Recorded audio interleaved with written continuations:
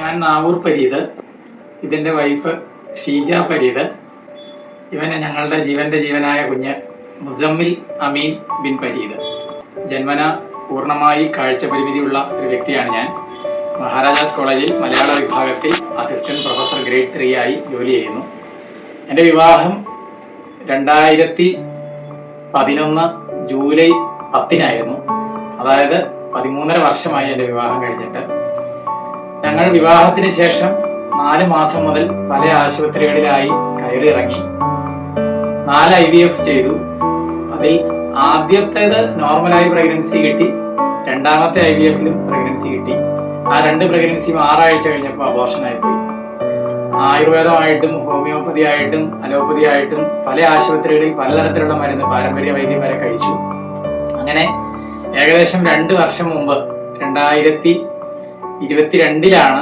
ഞങ്ങൾ ഡോക്ടർ സാറിനെ കാണാൻ വേണ്ടി ചങ്ങനാശ്ശേരിയിൽ വരുന്നത്.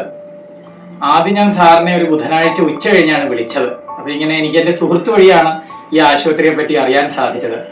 അങ്ങനെ വിളിച്ചപ്പോൾ തന്നെ സാറിൻ്റെ സൗണ്ട് കേട്ടപ്പോൾ എന്തോ ഒരു ബന്ധം, ഒരു ഹൃദ്യമായ ഒരു അടുപ്പം എനിക്ക് തോന്നി.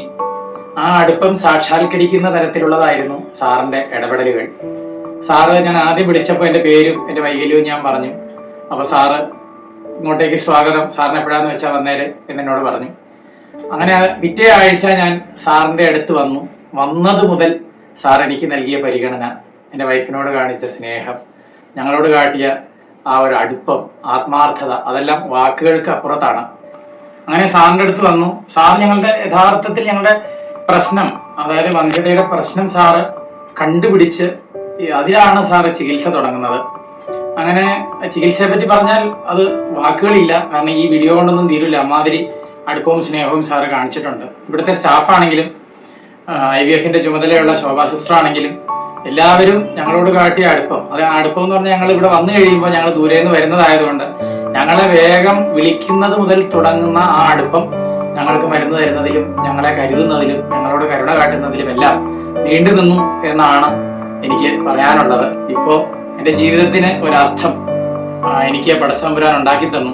ആ ഉണ്ടാക്കി തന്നത് ഡോക്ടർ സാം എബ്രഹാം എന്ന വലിയ മനുഷ്യനിലൂടെയാണ്. ഞാൻ അദ്ദേഹത്തെ പറ്റി എന്താണ് പറയേണ്ടത്? അദ്ദേഹം എൻ്റെ പിതാവാണോ? അദ്ദേഹം എൻ്റെ മൂത്ത സഹോദരനാണോ? അതോ അദ്ദേഹം ആരാണ് എന്ന ചോദ്യത്തിന് എനിക്ക് ഉത്തരവില്ല. എനിക്കൊന്നു മാത്രം അറിയാം, എൻ്റെ ജീവിതത്തിൽ ഞാനൊരു ആത്മകഥ എഴുതുന്നുണ്ടെങ്കിൽ ആ ആത്മകഥയിലെ ഒരു അധ്യായം ഡോക്ടർ സാം എബ്രഹാം എന്നായിരിക്കും എന്നാണ് എനിക്ക് ഈ അവസരത്തിൽ പറയാനുള്ളത്.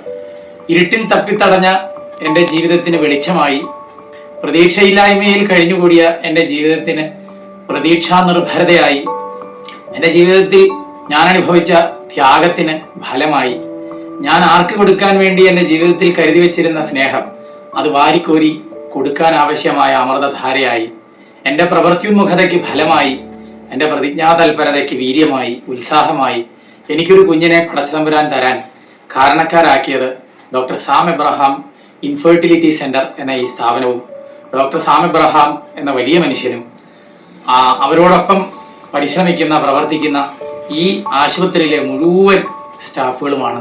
അവരോട് എൻ്റെ ഹൃദയം നിറഞ്ഞ നന്ദി ആത്മാർത്ഥമായി ഞാൻ അറിയിച്ചു കൊള്ളുന്നു. പ്രിയമുള്ളവരെ, എനിക്ക് നിങ്ങളോട് പറയാനുള്ളത്, കരുതലുള്ള ഒരു ആശുപത്രിയിൽ നിങ്ങൾ വരുന്നെങ്കിൽ കാർക്കശ്യത്തിന്റെ പുറകെ പോകാതെ ആത്മാർത്ഥതയുടെ വിളനിലം നിങ്ങൾക്ക് അനുഭവിച്ചറിയണം എന്നുണ്ടെങ്കിൽ നിങ്ങൾ doctor Sam Abraham infertility centre എന്ന ഈ സ്ഥാപനത്തിൽ എത്തണം. ഇതൊരു പരസ്യമല്ല, ഒരു ഹൃദയം നിറഞ്ഞ ഒരു കാഴ്ച പരിമിതന്റെ അനുഭവ തീക്ഷ്ണമായ പ്രസ്താവന മാത്രമാണ്. നിങ്ങൾ ഇതിനെ ഒരിക്കലും ഒരു പരസ്യമായി കാണരുത്. പകരം ഇത് അനുഭവ തീക്ഷ്ണമായ, അനുഭൂതിദായകമായ ഒരു വലിയ മനുഷ്യനിൽ നിന്നും ഞാൻ ഇത്രമാത്രം പറയണമെങ്കിൽ എനിക്ക് ലഭിച്ച അകൈതവമായ പ്രചോദനത്തിന്റെ പ്രഹൃഷ്ടമായ പാഠമാണ് ഞാൻ നിങ്ങളുടെ മുമ്പിൽ അവതരിപ്പിക്കുന്നത്.